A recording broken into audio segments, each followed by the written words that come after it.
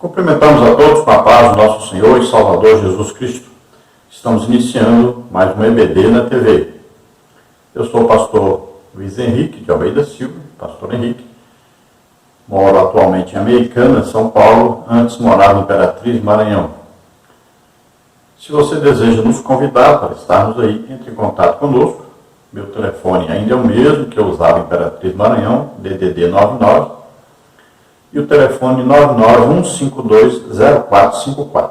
Você pode entrar em contato também comigo através da minha esposa. O telefone dela é aqui de Americana, São Paulo, DDD 19, e o telefone 98448-2187.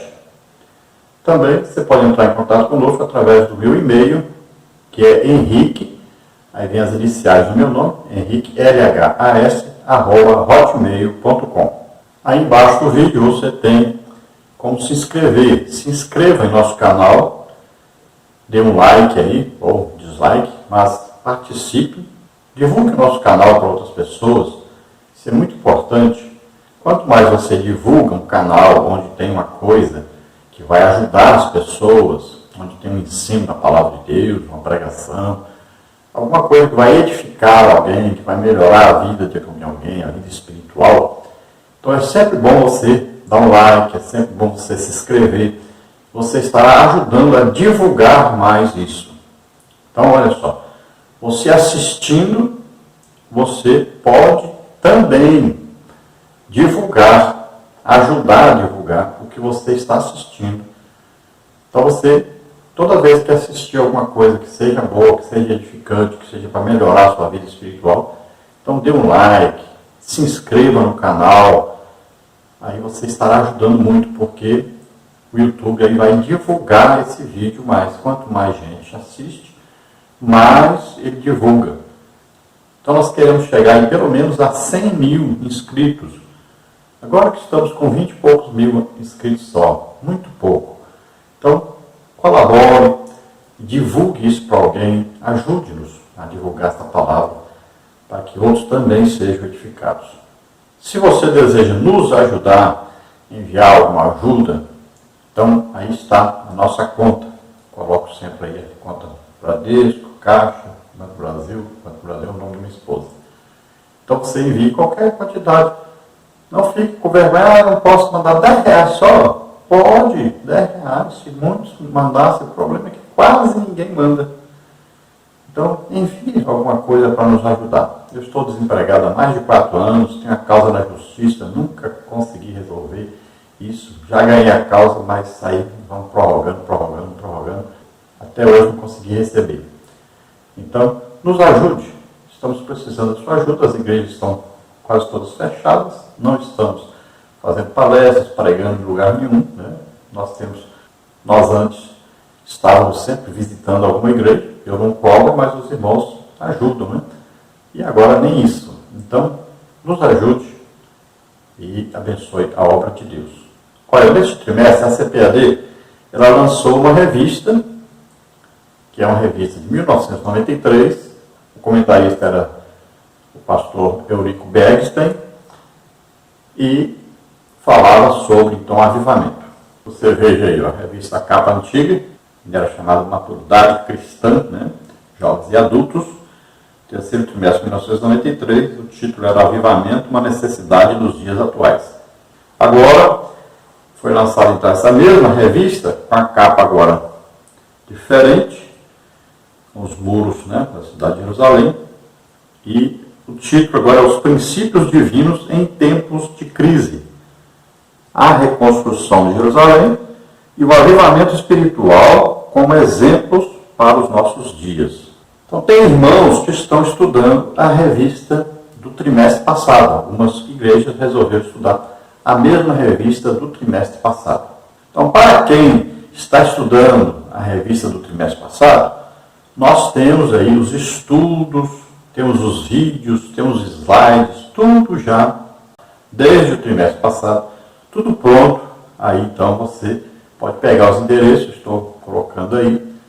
Então você entre lá e assista os vídeos, você pode pegar os slides, pode também ler a revista comentada, nós fazemos comentários extras, além dos comentários da revista, a gente faz outros comentários para ajudar mais ainda, coloca também aí partes de outros livros e faz de tudo para poder ajudar. Às vezes dá mais de 60 páginas aí, né, de estudos dentro dessa lição. E ainda colocar os links de outros trimestres, outras lições que podem ajudar mais ainda você a entender bem a lição. Então aí, muita coisa, tem mapas, tem figuras ilustrativas, tudo. Então dá para você durante a semana estudar muito bem a lição e entender muito bem do assunto estudado. Se na sua igreja está estudando uma outra revista de outro trimestre, também procure lá nos nossos estudos. Tem aí na nossa página, né, a página do senhor.org.br, que é a página da Igreja de Imperatriz. Aí tem /Prof. Henrique. Aí tem estudos, tem uma barrinha lá em cima, coloca estudos, clica lá nos estudos. E aí nós temos mais de 1000 estudos bíblicos, temos estudos bíblicos das revistas antigas até hoje. Então você entre lá, tem vídeo e tem também escrito, tem slide também.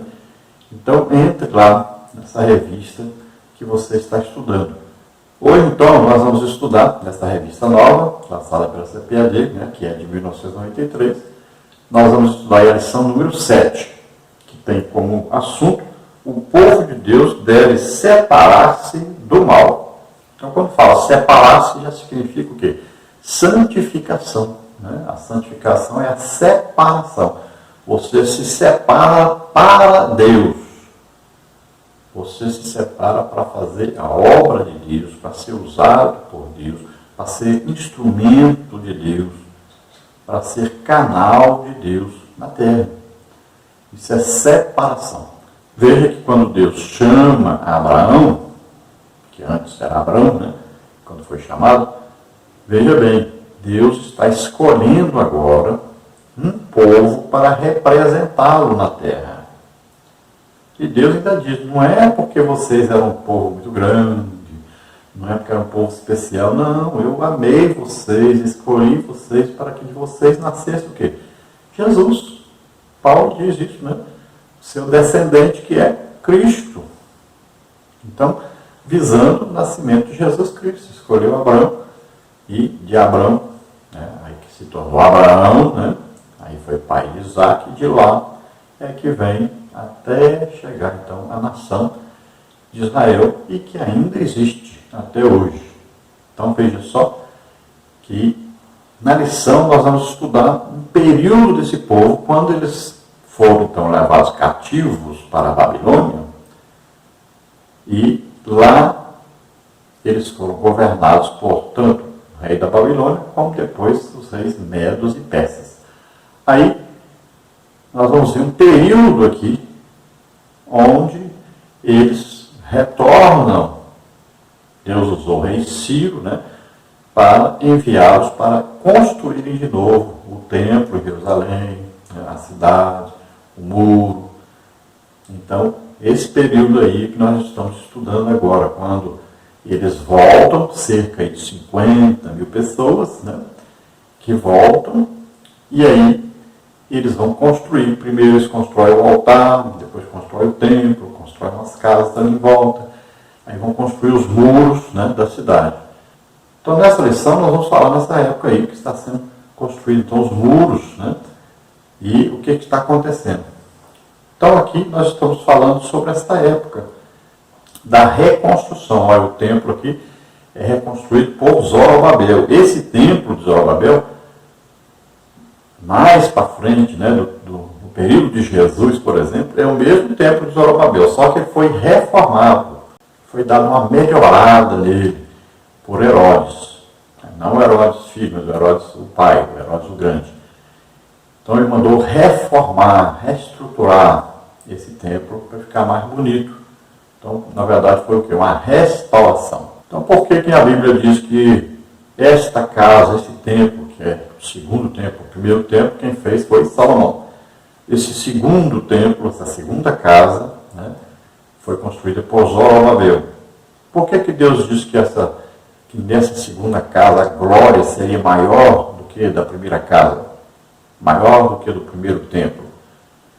Porque nesse templo, esse segundo templo, construído por Zorobabel, restaurado por Herodes, nesse templo é que entrou Jesus Cristo, entrou Deus mesmo lá dentro. Então a glória aqui é muito maior do que antes houve a presença de Deus, mas a presença espiritual, né? Houve uma glória ali, os sacerdotes nem conseguiam ficar em pé, desceu o fogo do céu, então foi glorioso. Mas agora, esse segundo templo, o próprio Deus, feito pessoa, entrou ali dentro. Jesus Cristo, o Filho de Deus, entrou nesse templo. Por isso que a glória do segundo templo, a glória da segunda casa, é maior do que a da primeira. Glória a Deus, aleluia. Então a lição vai falar aqui da separação, vai falar da escolha de Deus para que alguns façam a sua obra. Mas não pode ser de qualquer maneira e não pode ser por qualquer pessoa. Então Deus exige santidade para estar fazendo a sua obra. Então Deus exige que essa pessoa se dedique a Deus, se entregue a Deus, pertença realmente a Deus. Então quando é dada a ordem para os judeus, né? Judeus aqui, vamos entender, é o povo da parte sul de Israel. Judeus aqui, território de Judá e de Benjamim, tá? Somente essas duas tribos. Esses é que retornaram para Israel com a função de construir então o templo, a cidade, os muros. Tá? Não estamos falando de todo Israel. A parte norte de Israel, né, que eram as 10 tribos que se revoltaram, lá no tempo de Roboão, né, Deus rasgou ali o reino, né, do descendente de Salomão. E aí, lá no tempo de Jeroboão, então ali as 10 tribos do norte se revoltaram, fizeram então como se fosse um país diferente. Então Israel ficou dividida, parte de baixo Judá, parte de cima Israel. Parte de baixo Judá, capital Jerusalém, parte do norte, capital Samaria. Então essa parte do norte foi invadida pela Assíria, e a Assíria fazia o seguinte, pegava o povo da terra, mandava para outros países, pegava gente de outro país e mandava para essa terra. Então, esse povo do norte de Israel, cuja capital era Samaria, que passou a ser o nome de Israel, né, e a parte do sul, Judá. Então, essa parte do norte era formada então por pessoas descendentes de vários países que foram invadidos pelos assírios, que foram levados para lá. Ali se misturaram com alguns que ficaram, que antes eram judeus, mas judeus divididos, né, do restante de Israel, e ali formaram esse povo misturado aí, que não tinha compromisso com Deus, viviam em idolatria, e esses passaram a ser, como a capital era Samaria, passaram a ser conhecidos então como samaritanos, que nós vamos ver nesta lição. Então é um povo que não é judeu legítimo, não é judeu realmente descendente de Abraão, de raça pura, vamos falar assim, né? Descendentes diretos de Abraão. Então é uma mistura de gente aí. Lembrando que os samaritanos construíram no Monte Gerizim, né, um templo para eles adorarem a Deus, desobedecendo a ordem de Deus, que era para ir a Jerusalém, onde havia sido construído o templo para adoração a Deus. Então eles fizeram o próprio templo, impediam as pessoas de virem a Jerusalém. Então essas pessoas que moravam aí, os descendentes dos assírios, tanto eram idólatras, tinham vários deuses, como também frequentavam esse templo em Samaria. Então eles diziam que adoravam a Deus também. Adoravam seus deuses e diziam que adoravam a Deus também. Muitos deles não poderiam participar da construção do templo, não poderiam ser sacerdotes, não poderiam servir a Deus, porque eles haviam se misturado agora com o povo lá da Babilônia, lá da Pérsia, né? Então lá eles se misturaram, lá em Suzã. Então eles se misturaram com outros povos, né? Fizeram seus comércios ali, né? Se casaram com mulheres estrangeiras, são misturados. E também como tinham passado 70 anos no cativeiro, eles não se lembravam mais da sua descendência. Quem era descendente de sacerdote não deu valor nenhum a isso, e aí não cuidou da sua genealogia para provar que era realmente descendente de sacerdote. Muitos deles desprezaram esse sacerdócio, né? Levitas, por exemplo, se esqueceram, não tinha mais tempo para cuidar, não tinha nada para fazer ali para Deus onde estavam, então eles desconsideraram a função que tinham, a importância da família deles, e aí muitos não podiam provar a sua descendência, muitos não estavam em comunhão com Deus, não consideravam como importante a sua família, a sua descendência, né? Até descendentes do rei Davi, por exemplo, que era lá de Belém, né? Eles também não consideravam isso, porque estavam no cativeiro, não iam governar nada mesmo. Então, a maioria desse povo não tinha mais compromisso com Deus. E quando foi perguntado a eles, então, a descendência deles e tudo, o compromisso que eles tinham com a obra de Deus, não podiam responder nada, não sabiam nada. Muitos deles não poderiam assumir nenhuma posição. Então, essa lição vai falar sobre isso, da importância que nós devemos dar de sermos filhos de Deus, de termos recebido o Espírito Santo, de termos aí um ministério, né? De termos aí uma obra a ser feita, fomos chamados por Deus para fazer uma obra para Ele. Então devemos considerar isso, é muito importante. Cada crente é templo do Espírito Santo, então deve manter sua vida em santificação, em separação para Deus. Deus diz, sede santos, porque eu, o Senhor, sou santo. Olha, seguir a paz com todos e a santificação, sem a qual ninguém verá o Senhor. Esta é a vontade de Deus, a vossa santificação. Então, sempre a Bíblia vai chamar atenção para a santificação. E a santificação envolve 3 processos. O dia que aceitamos a Jesus, fomos declarados santos, porque Jesus já levou o nosso pecado, doença, enfermidade, levou nossas maldições, levou tudo que não prestava, Ele levou sobre Ele na cruz. Então, o dia que aceitamos Jesus, nascemos de novo, então somos declarados santos. Essa santificação posicional. Daí para frente, nós temos que lutar por essa santificação. Vamos combater o pecado, não vamos nos misturar com o pecado. Nós podemos estar no mundo, falar com as pessoas, pregar para elas, trabalhar com elas, mas não podemos nos misturar a ponto de praticar o que eles praticam. Então, nós temos que viver separados para Deus. Então, isso aí é uma santificação progressiva, né? Cada dia vamos nos santificando mais, nos separando para Deus. E existe a santificação futura, que é a santificação eterna, né? Que nós estaremos depois com o corpo ressuscitado, corpo transformado, né? No dia do arrebatamento vai acontecer isso. Subiremos ao encontro do Senhor e estaremos para sempre com Ele. Aí é uma santificação eterna, futura, perfeita. Tá? Então vamos à nossa lição. O textual da lição diz, pelo que saí do meio deles e apartai-vos, diz o Senhor, e não toqueis nada imundo, e eu vos receberei. 2 Coríntios 6,17. Paulo aqui escrevendo aos Coríntios dizendo que eles têm que se apartar dos pecadores, se separar, não pode se misturar e viver do mesmo jeito. Então nós podemos pregar para eles, mas não ter amizade de praticar as mesmas coisas, de participar das mesmas coisas. Então temos que viver de maneira santa, separada para Deus. Então vai haver uma grande diferença. Nós não nos vestimos como eles, não falamos como eles, não mentimos como eles, não enganamos como eles, não roubamos como eles, não temos deuses como eles, não comemos as mesmas coisas. Tudo é separado, nós somos separados para Deus. A verdade prática diz, o mundanismo na igreja corrompe os bons costumes e extingue a santidade.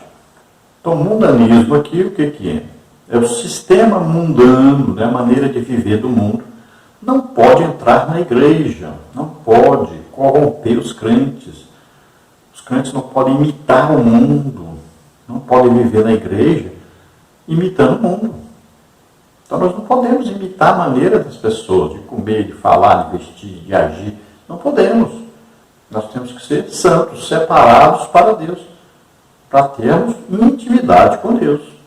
A leitura bíblica em classe está em Esdras 2, 59 a 62, 4, 2 e 3, 6, 2 a 4. Vamos ler então. Também estes subiram de Tel-Melá e Tel-Arza, Querube, Adã e Imer. Porém, não puderam mostrar a casa de seus pais e sua linhagem, se de Israel eram. Os filhos de Delaías, os filhos de Tobias, os filhos de Necoda, 652. E dos filhos dos sacerdotes, os filhos de Abaías, os filhos de Cós, os filhos de Barzilai, que tomou mulher das filhas de Barzilai, o Gileadita, e que foi chamado do seu nome. Estes buscaram o seu registro entre os que estavam registrados nas genealogias, mas não se acharam nelas, pelo que por imundos foram rejeitados do sacerdócio. Chegaram-se a Zorobabel e aos chefes dos pais e disseram-lhes: Deixe-nos edificar convosco, porque como vós buscaremos ao vosso Deus, como também já lhe sacrificamos desde os dias de Esar-Adom, rei da Síria, que nos mandou vir para aqui. Porém, Zorobabel, Jesua e os outros chefes dos pais de Israel lhes disseram: Não convém que vós e nós edifiquemos casa a nosso Deus, mas nós, sós, a edificaremos ao Senhor, Deus de Israel, como nos ordenou o rei Ciro, rei da Pérsia.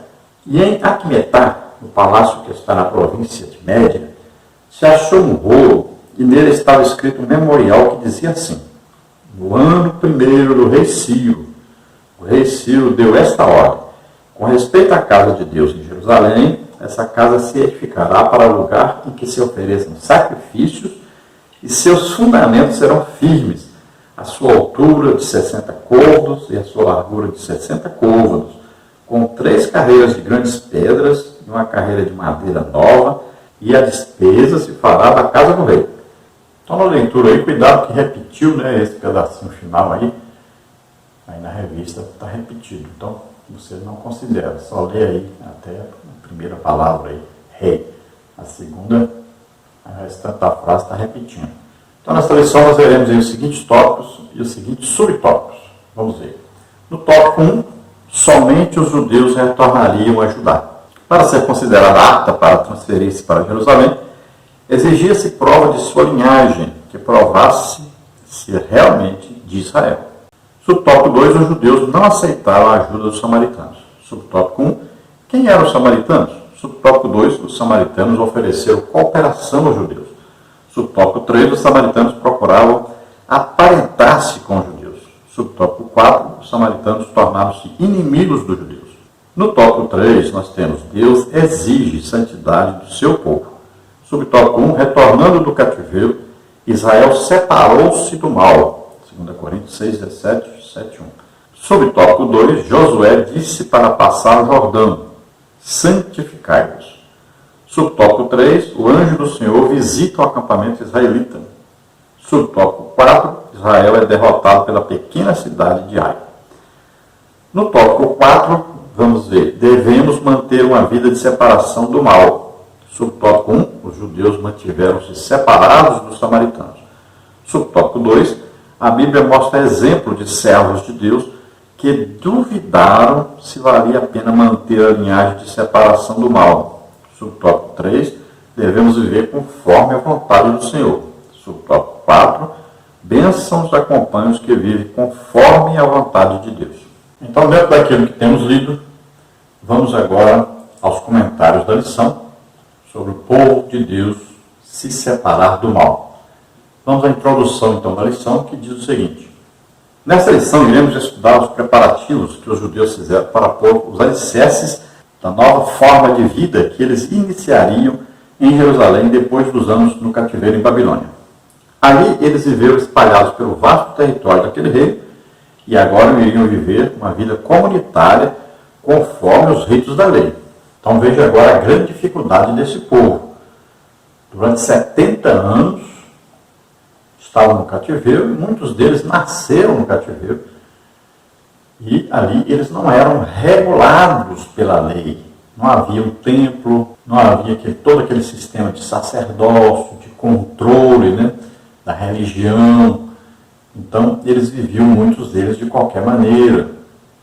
E agora, quando eles vão para Jerusalém, eles agora vão ser regulamentados pela lei, vão ter que seguir a lei, vão ter que seguir as orientações e serem vigiados nisso.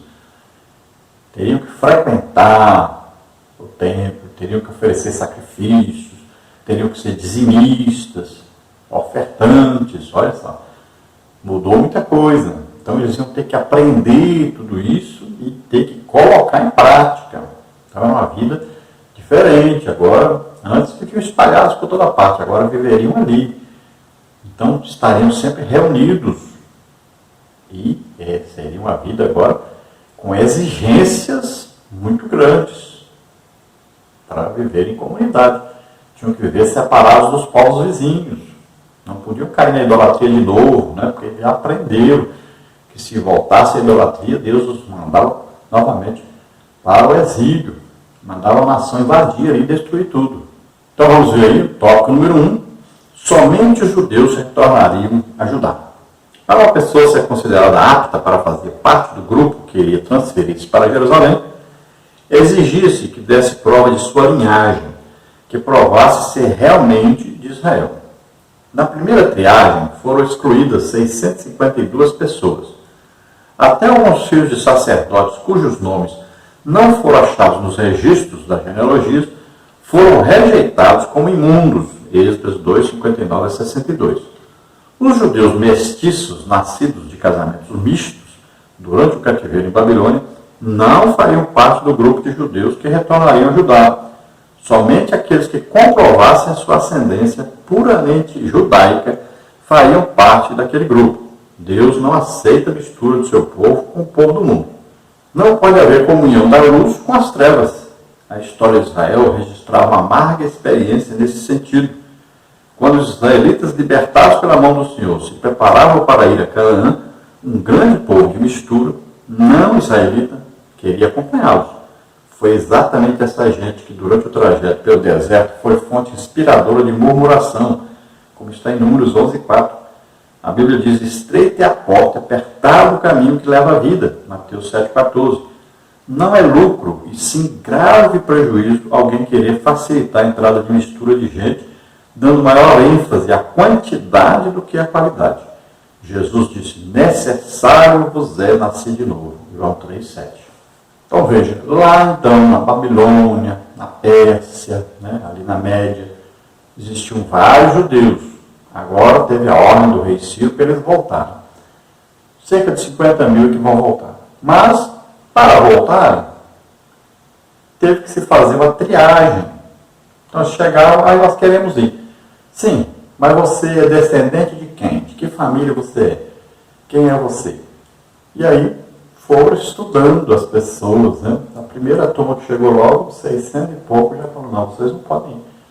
Porque não puderam provar de que família eram, né? E que eram descendentes realmente de Abraão, descendentes de Levi, descendentes ali de Levi, né? Da tribo de Levi, e tinham, para ser sacerdotes, tinham que ser descendentes de Arão. Veja bem, para ser sacerdote tinha que descender de Levi e de Arão. E eles não puderam comprovar isso, então não serviam. Alguns chegaram a dizer: nós somos levitas, então prova que você é da tribo de Levi. Mas aí não puderam comprovar também. Que nós queremos trabalhar lá, que nós somos descendentes do povo e tal. Então, prova então, mostre. Você foi treinado para fazer o serviço, já que você é descendente aí de um sacerdote, de um levita. Você foi treinado nesse período todo, foi ensinado a lei, vocês sabem a lei. Não, então não serve. Então foi feita uma triagem para poder esse povo ser levado para Jerusalém, para reconstruir então o templo, a cidade, os muros. Também foi perguntado a eles: vocês são casados com quem? De que família? Que tribo? Né? Nós casamos aqui com a pessoa aqui, uma mulher aqui dessa terra mesmo, da Babilônia, da Pérsia. Então não serve. Você é filho de quem? Não, eu sou filho de judeu do Egito. Só que ele casou com a mulher aqui, então eu sou filho dele. Não serve. Foi uma escolha ali, primeiro uma triagem, né, foi feita para poder esse povo ser levado para Israel. Todos ali eram descendentes de realmente judeus, porque o povo do norte, né, chamado Israel, capital Samaria, aquele povo foi invadido pela Síria, então foi levado para outros países. Mas não foi ali para a Babilônia, foi para a Síria. Já esses que estavam ali na Babilônia, Pérsia e Média ali, né, onde hoje, por exemplo, ali tem o Iraque, né, onde tem ali Afeganistão, onde tem o Irã. Então, esses lugares aí onde estavam, então, Babilônia, Pérsia, Média, então vários países aí que você pode ver aí no mapa que nós estamos disponibilizando para você. Então foi feita essa triagem, essa separação, porque a luz não pode se misturar com as trevas. Eles não podiam levar pessoas que não estivessem realmente comprometidos com Deus, né? Vivendo em separação para Deus. Veja, por exemplo, quando os israelitas foram ali libertados do Egito, levaram um punhado de gente do Egito junto. E esse pessoal começou, durante o caminho, né, a caminhada, começaram a reclamar, murmurar o tempo todo. E espalhou essa murmuração entre o povo de Israel. Olha só, tiveram que andar aí 40 anos pelo deserto e o tempo todo murmurando. E aquele povo ali misturado no meio foi passando esse fermento, né, um para o outro. Então prejudicou, foi muito. Veja, por exemplo, essa briga aí entre os árabes e os judeus até hoje. Resultado de que? De um filho que Abraão arrumou com uma escrava egípcia, Agar. Olha só, o resultado daí. Então sempre quando houve essa mistura entre o povo de Deus, teve como consequência pecados, né, espalhados no meio do povo.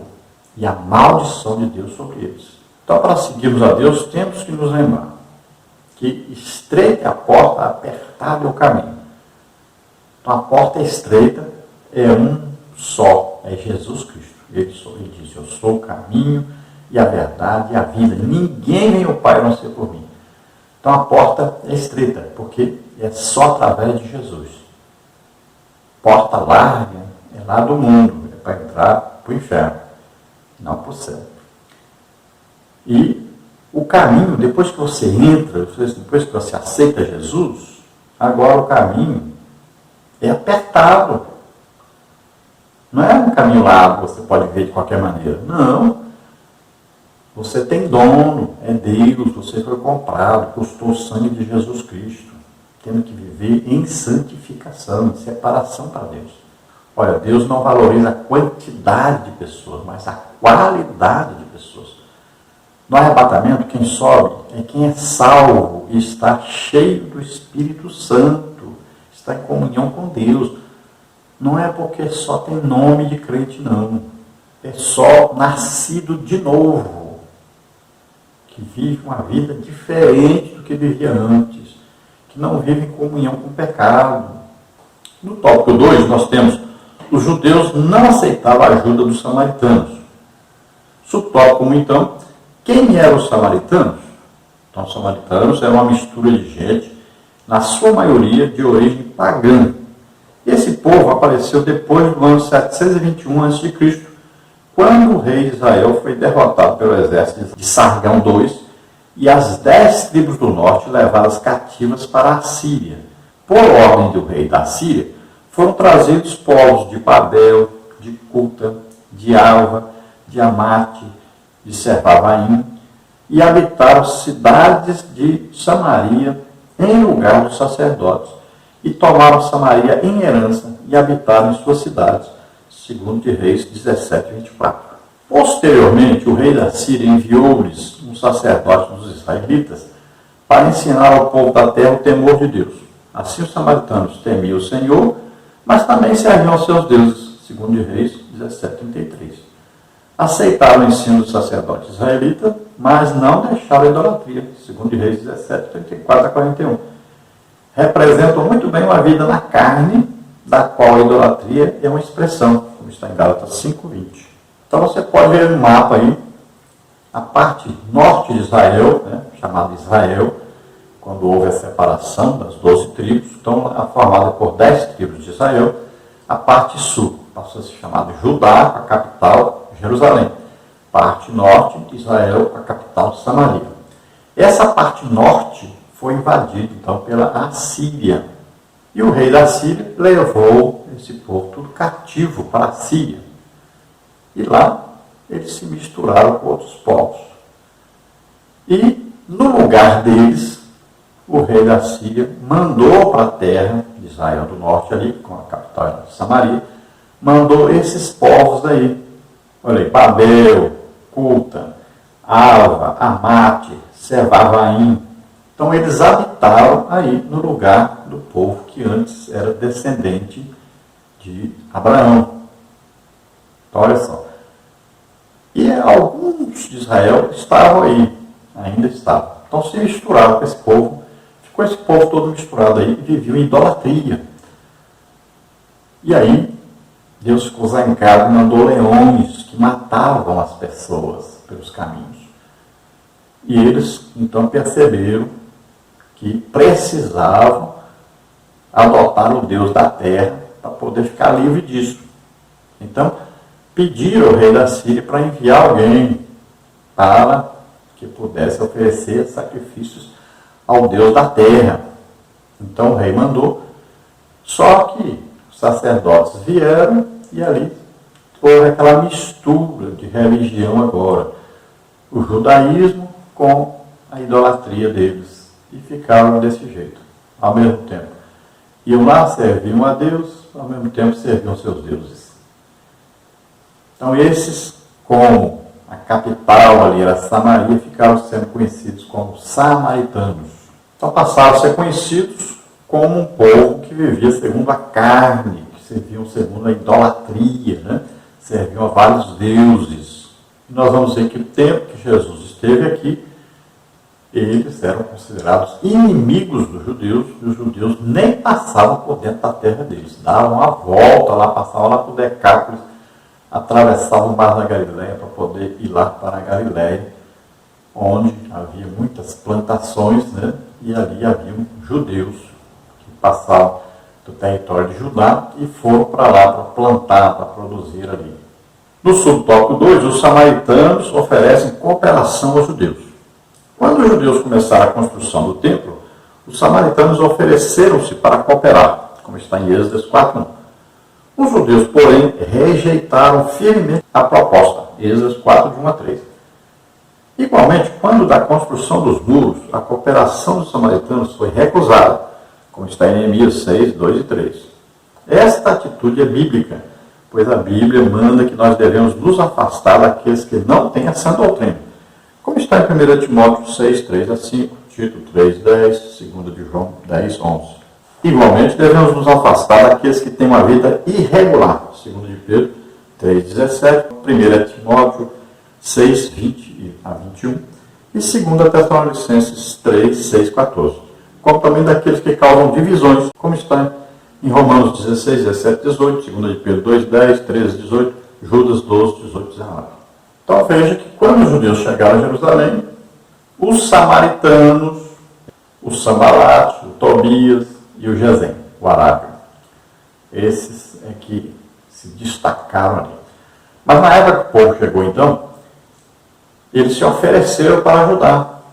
E é evidente, né, que Zorobabel, Josua, né, ou Josué, aí se recusaram. Eles não poderiam dizer assim logo, vocês são um povo impuro, idólatra, não aceitamos de jeito nenhum. Não, o que eles disseram? Olha, nós não podemos aceitar, o rei Ciro deu a ordem para nós reconstruirmos. Então nós é que vamos reconstruir. Quando foi para reconstruir os muros, de novo eles tentaram. Nós queremos ajudar, nós adoramos o Deus de vocês também. Mas os judeus novamente não aceitaram e colocaram de novo. Ciro mandou nós construirmos. E a Bíblia ensina exatamente isso. Você não pode aceitar pessoas descrentes fazerem a obra de Deus na igreja. Você não pode deixar uma pessoa descrente cantar na igreja, pregar na igreja. Olha, está aí época de política de novo. Olha, cuidado você, pastor, cuidado.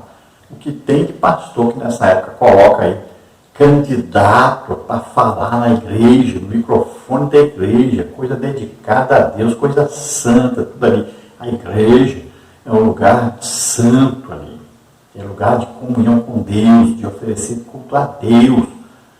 Não é lugar de oferecer culto a homens, não é lugar de colocar descrente para falar. Você pode separar lá um lugar para eles lá, para eles ficarem, mas não, o púlpito não é lugar de político. Microfone de igreja não é para político. E você está vendo aí quem são os políticos. Você sabe, pessoas que vivem no engano, na mentira, pessoas que se vendem, que são capazes de vender até a mãe deles para ganhar dinheiro. Vocês sabem quem são. Não pode, de maneira alguma, não profane a casa do Senhor. Então a Bíblia proíbe isso. Cuidado com a amizade com o mundo. Cuidado para não colocar pessoas que pertencem ao diabo para ministrarem na casa de Deus. Ainda tem igreja que tem um negócio de não, aquele músico profissional que vai ajudar a gente aqui a tocar. Não faça isso. Quantas bandas aí famosas, né, colocaram pessoas para tocar, pessoas que não eram crentes. Quantos? Não pode fazer isso. Deus não aceita isso. Pessoas que têm a vida irregular, afaste-se desses. Pessoas que causam divisão na igreja, afaste-se desses. Pessoas que vivem na idolatria, na glutonaria, afaste-se desses. No tópico 3, os samaritanos procuraram aparentar-se com os judeus. Casaram com as filhas dos judeus e deram filhas aos judeus em casamento. Alguns caíram nessa armadilha. Êxodo 9, 1 e 2. Este assunto é tão sério e importante que merece um estudo em separado, que iremos fazer na lição 12. Então, na lição 12, nós vamos falar sobre essa mistura aí, né, na família, casamentos mistos. É um crente casando com um descrente. Olha o que vai dar. É coisa terrível. 90% dos casamentos de crente com descrente acabam em separação, em sofrimento, em angústia, em divórcios, em coisa terrível. Então, se você olhar em Neemias, por exemplo, capítulo 13, versículo 4, você vai ver lá o sacerdote Eliasibe se aparentou com Tobias. Não sabemos se ele mesmo casou com a filha de Tobias, ou se o filho dele se casou com a filha de Tobias. E ele foi capaz de arrumar até uma câmara lá no templo, onde era o lugar de colocar dízimo, ofertas.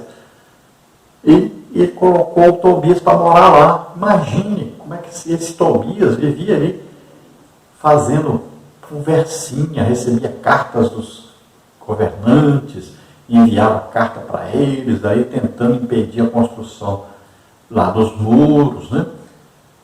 E olha só o que aconteceu. Ele conseguiu se aparentar com o sacerdote e foi morar numa dependência do templo. Imagine, profanando o templo. Então ele foi morar lá numa câmara, nos pátios, lá, fazia parte do pátio do templo. Foi morar lá. E um dos filhos desse mesmo sacerdote teve filho dele, que o filho dele chamava Joiada, teve filho dele que se casou com descendentes de Sambalate. Olha só, outro inimigo terrível do povo de Israel. Então esse filho dele casou com a filha de Sambalate. Então olha que os inimigos, né, são usados por demônios para impedir a obra de Deus, e eles fazem de tudo para se infiltrar no meio do povo de Deus. E aí eles foram capazes até de colocar seus filhos, suas filhas aí, para casarem-se com descendentes dos judeus, para poder misturar esse povo, para poder impedir a obra de Deus. Subtópico 4, os samaritanos tornaram-se inimigos dos judeus. Letra A, aí, os samaritanos invejavam os judeus. Antes de os judeus terem chegado a Jerusalém, os samaritanos tinham uma certa liderança na região. Quando os judeus chegaram e começaram a sacrificar ao único Deus verdadeiro e adorá-lo, então a atenção dos habitantes da região passou para os judeus. E os samaritanos perderam a sua posição privilegiada e encheram-se de inveja. João 11, 47, 12, 19. E isto sempre foi assim. Os fariseus tinham inveja de Jesus, os sacerdotes tinham inveja da igreja, etc. Veja Atos 5, 17, 13, 45, 17, 5. Letra B, os samaritanos imaginaram que se conseguissem associar-se aos judeus, gostariam do mesmo prestígio que estes. Quando os judeus não aceitaram nada da parte dos samaritanos, o ódio velado transformou-se em inimizade declarada. Então a situação aí era a seguinte: quando os judeus foram levados cativos, o que aconteceu?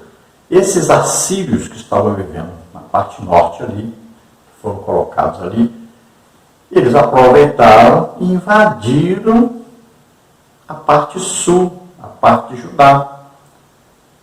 E os povos ali se misturaram, vários povos. Quem tinha primazia eram os samaritanos ali, passaram a ter primazia ali sobre aqueles povos. Então, quando os judeus retornam, veja bem, eles vão perder agora o lugar deles, que eles tinham invadido, vão ser expulsos. Outra coisa, vão perder agora a primazia sobre os povos que ali viviam.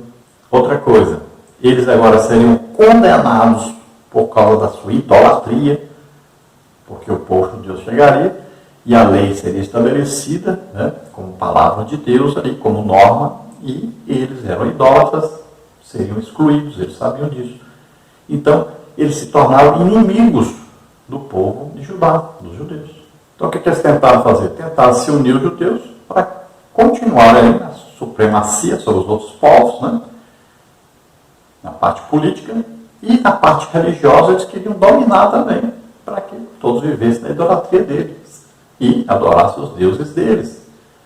Então eles começaram a ter inveja também dos judeus, porque eles tinham permissão do rei para construir ali, tinham dinheiro, foram autorizados a pegarem dinheiro de todos os povos ali em volta, né, para construírem. Veja só. Então eles começaram a ter inveja dos judeus. E essa inveja sempre foi assim. Jesus foi invejado demais pelos judeus. Os sacerdotes, os religiosos invejavam porque o povo acompanhava Jesus, porque Jesus fazia milagres e eles não. Depois, os apóstolos, a mesma coisa. Sempre essa inveja motivou a perseguição religiosa.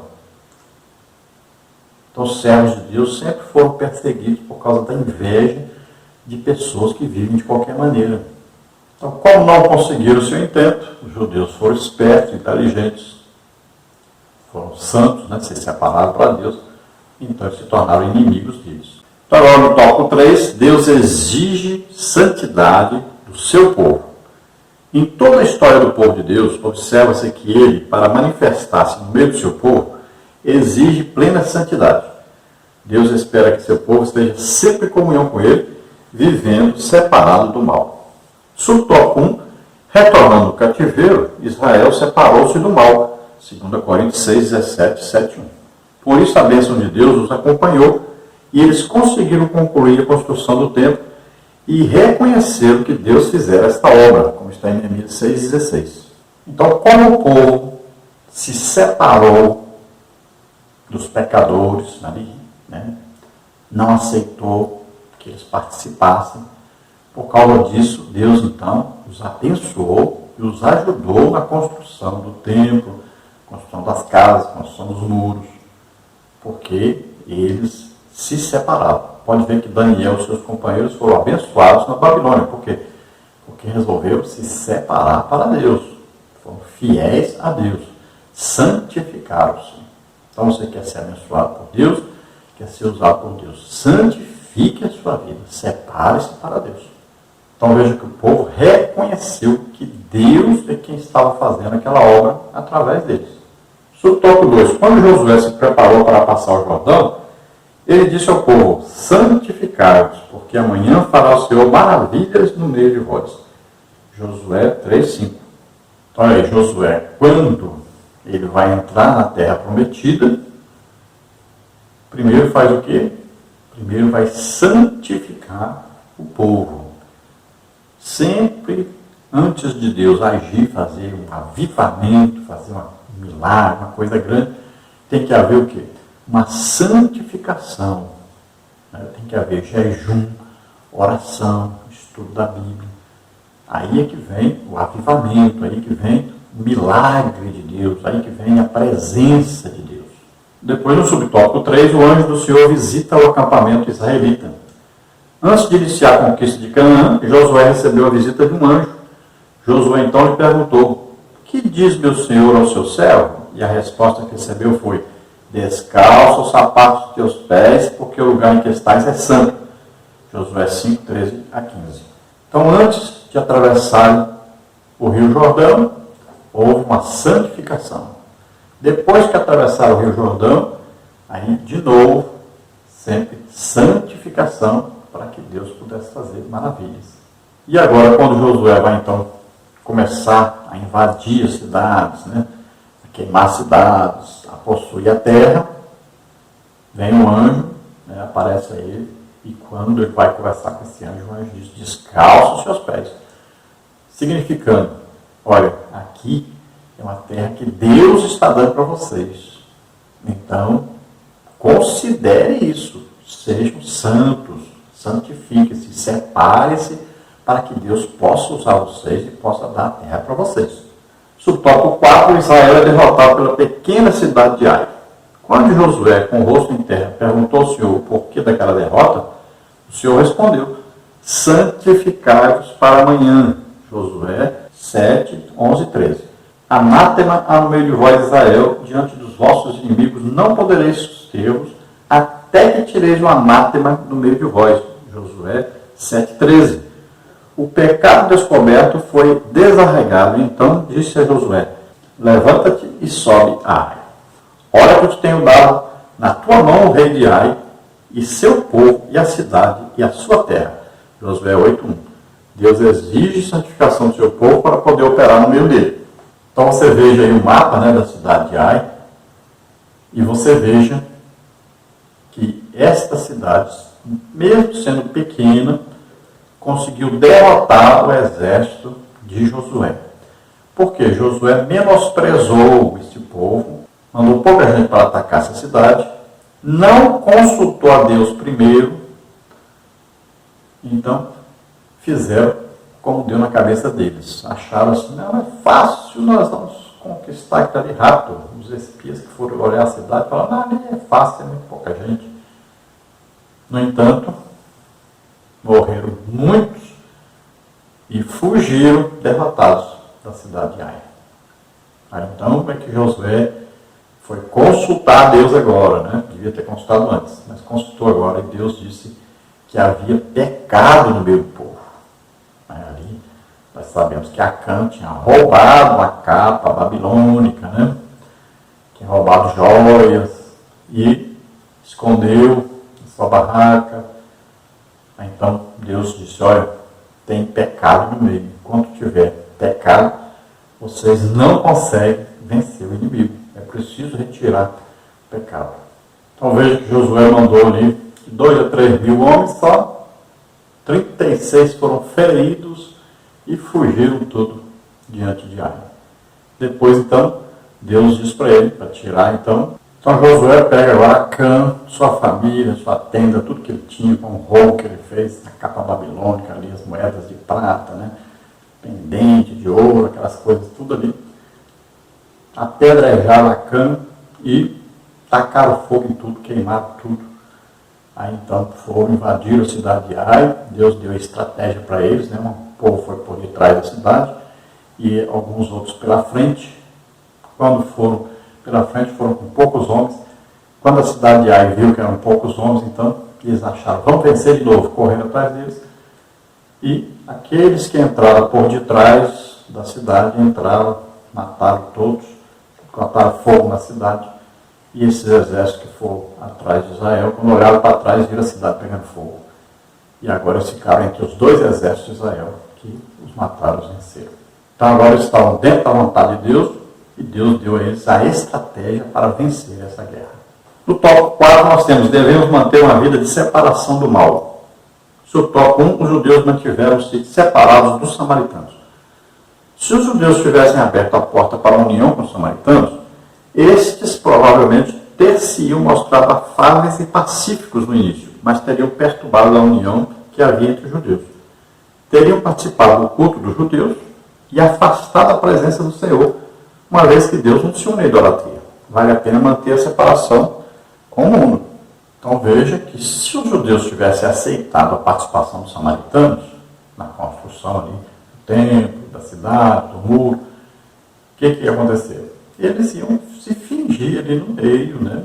Como se fossem judeus, se comportar direitinho, tentar enganá-los. Mas Deus não daria a vitória ao povo, eles não conseguiriam construir nada, não conseguiriam adorar a Deus, estariam vivendo misturados, acabariam em idolatria. Então, veja bem, Deus então ajudou porque eles se separaram, eles não aceitaram a participação dos samaritanos. Então isso mostra para nós que vale a pena viver uma vida de santificação, sempre se dedicando a Deus, a sua obra, sempre se separando do mal, se separando do pecado. Sobre o tópico 2, a Bíblia mostra exemplos de servos de Deus que duvidaram se valia a pena manter a linha de separação do mal. Letra A, o salmista Asaf escreveu no Salmo 73. Na verdade, que em vão tenho purificado meu coração e lavado as minhas mãos na inocência. Salmo 73, 13. Ficou profundamente perturbado, mas Deus o ajudou a encontrar a resposta. Até que entrei no santuário de Deus, então entendi o fim deles. Versículo 17. O salmista ficou tranquilo. Todavia estou de contínuo contigo. Tu me seguraste pela minha mão direita. Guiar-me-ás com teu conselho, e depois me receberás em glória. Versículos 23 e 24. Asaf entendeu que valia a pena servir ao Senhor. A letra B, Malaquias respondeu aos que diziam ser útil servir ao Senhor. Malaquias 3,15, dizendo: há um memorial escrito diante dele para os que temem ao Senhor e para os que se lembram do seu nome. E eles serão meus, diz o Senhor dos Exércitos. Naquele dia que farei serão para mim particular tesouro. Poupá-los-ei como um homem poupa seu filho que o serve. Malaquias 3, 16, 17. Vale a pena servir ao Senhor.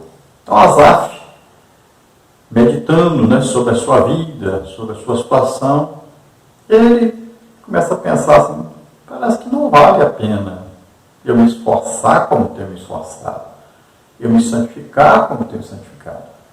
Muitas vezes a pessoa olha, né, para o vizinho, olha para a vida da pessoa descrente, olha para a pessoa que é crente, mas é com a vida toda atrapalhada, aí vê que ele prospera financeiramente, né, até na igreja tem uma posição elevada, e aí fica pensando: será que vale a pena ser como eu tenho sido?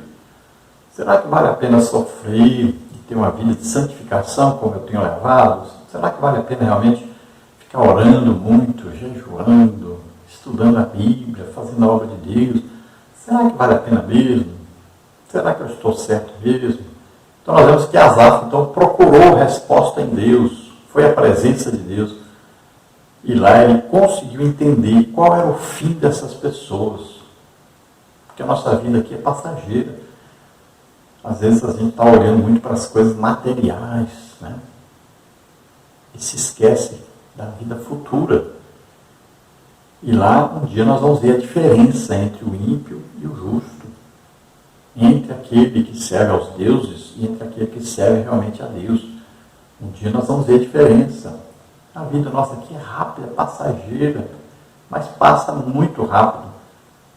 Aí 80 anos, 90, 100 anos, é rápido demais que passa. Imagine comparar isso com a eternidade, não tem como comparar. Nós estaremos para sempre com o Senhor. Vale a pena santificar, muitas vezes sofrer, muitas vezes ser humilhado, vale a pena.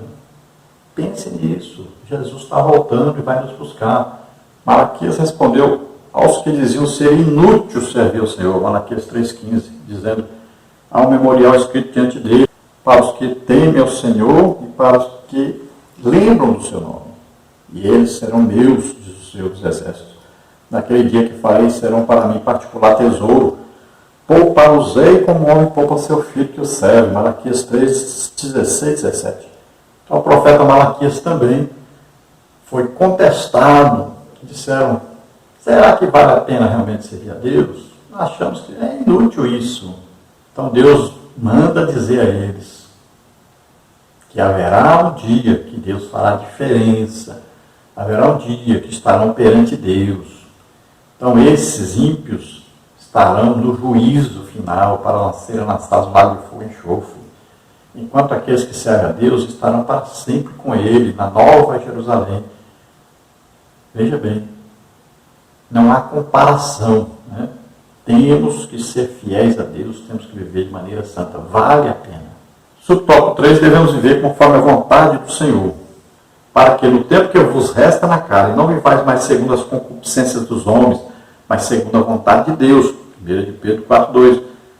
Qual seria então a vontade de Deus para conosco? A Bíblia diz, esta é a vontade de Deus, a vossa santificação. 1 Tessalonicenses 4,3. Já observamos que santificação significa uma vida que se abstém das coisas que não agradam a Deus, conforme a palavra. Apartai-vos, diz o Senhor, e não toqueis nada imundo, como está em 2 Coríntios 6,17. Aperfeiçoando a vossa santificação no temor de Deus, 2 Coríntios 7,1. Devemos sempre muito desejar ser-lhe agradáveis, como está em 2 Coríntios 5,9. Andando dignamente diante do Senhor, agradando-lhe em tudo, como está em Colossenses 1,10. Você corrige aí que na revista está 1,11. Guardando seus mandamentos e fazendo o que é agradável à sua vista. Então existe um tempo para nós aqui, a nossa vida aqui. E o tempo que nos resta nesse corpo, né, vamos aproveitar para servir a Deus, para sermos fiéis a Deus, para termos intimidade com Deus. Vale a pena. Então Deus diz bem claro, né, sei que a paz por toda a santificação, sem a qual ninguém verá o Senhor. Sede santos, porque eu sou santo. Esta é a vontade de Deus, a nossa santificação. Olha aí. Sempre Deus exortando a cada um dos seus filhos a viverem em santificação, que significa separar-se do mal, separar-se do pecado. Viver separado para Deus, em comunhão com Deus. Então nós temos que procurar agradar a Deus. Fazer de tudo para agradar a Deus. Não é para agradar a nós ou aos homens, mas agradar a Deus. Pense bem, o que agrada a Deus? Então vamos viver de maneira que agrademos a Deus. E nossa santificação deve ir crescendo, sempre crescendo. Subtópico 4, bênçãos acompanham os que vivem conforme a vontade de Deus. Deus garante aos que assim vivem plena vitória contra os ataques do diabo. O crescimento espiritual deles está garantido, como está em Colossenses 1, 6 e 10. O Espírito Santo tem plena liberdade para atuar em suas vidas e eles tornam-se preparados para serem usados por Deus em sua obra, 2 Timóteo 2, 19 a 21. E acima de tudo, aqueles que vivem segundo a vontade de Deus estão preparados para o arrebatamento. Aleluia! Vale a pena viver na vontade de Deus. Hebreus 12, 15, 15, 5 e 23. Então, aqueles que vivem em comunhão com Deus vencem as lutas contra Satanás. Na Bíblia não diz exatamente isso. Aproxime-se de Deus, resista o diabo e ele fugirá de vós. Então, quando nós estivermos unidos com Deus, estivermos vivendo de maneira santa, separada para Deus, aí nós somos fortes para vencer Satanás e todas as suas investidas através dos seus demônios. Nós precisamos estar em comunhão íntima com Deus, em santificação. Quando nós estamos vivendo em santificação, então o crescimento espiritual nosso aí é contínuo. Nós vamos sempre conhecendo mais de Deus. Ele vai sempre nos revelando mais da sua palavra. Cada dia nós vamos crescendo nesse conhecimento de Deus, na graça de Deus. Cada dia mais vamos sendo instrumentos de Deus. Ele vai nos usando. Você começa aí como crente, né, evangelizando, lendo a Bíblia, orando, jejuando. Aí, daqui a pouco, Deus começa a usar você. Você é batizado com o Espírito Santo, começa a falar em línguas. E aí o Espírito Santo começa a lhe dar dons espirituais. Então, cada dia você vai crescendo. O homem não pode parar. O cristão nunca pode parar na sua vida espiritual, senão ele vai voltar. Olha, esse período de pandemia era o período para quê? Era para você colocar sua leitura bíblica em dia, ir lendo a Bíblia direto, né? Aí 3, 4, 5, 10 capítulos por dia. Era para você aproveitar para orar, teve tempo para orar, aproveitar para colocar o jejum em prática. Era para evangelizar através da internet, do telefone, né? Então, olha bem, nós estamos vivendo um período em que nós podemos nos dedicar mais a Deus. Então, consagre-se mais a Deus, esforce-se por servir a Deus, por ser fiel a Deus. Olha a santificação, cuidado, principalmente com esses filmes, né? Com aí os jogos, com tanta coisa que ocupa seu tempo, coisas que não tem proveito na sua vida espiritual, não está edificando você nem sua família. Então se dedique mais, se santifique mais, tenha mais intimidade com Deus e Deus vai te usar poderosamente. Glória a Deus, vale a pena servir a Deus, vale a pena viver a vida em santificação. Vamos orar agora? Então lembrando a você, se inscreva aí no nosso canal, dê aí um joinha, um like aí, né? E passe para os outros, divulgue aí nossos estudos para outras pessoas também. Vamos orar agora. Se você está doente, está enfermo, é sua oportunidade. Se você quer aceitar Jesus agora, se entregar a Deus, crendo que Jesus morreu na cruz, levando os nossos pecados, doenças, enfermidades, maldição, levando tudo que era ruim de nós sobre ele. Mas ele morreu e ressuscitou, está vivo, está à direita do Pai intercedendo por nós. Se você crê nisso, entregue a sua vida para Deus agora. Vamos orar. Pai querido, em nome de Jesus, recebe por filhos esses que se chegam a Ti agora, Senhor.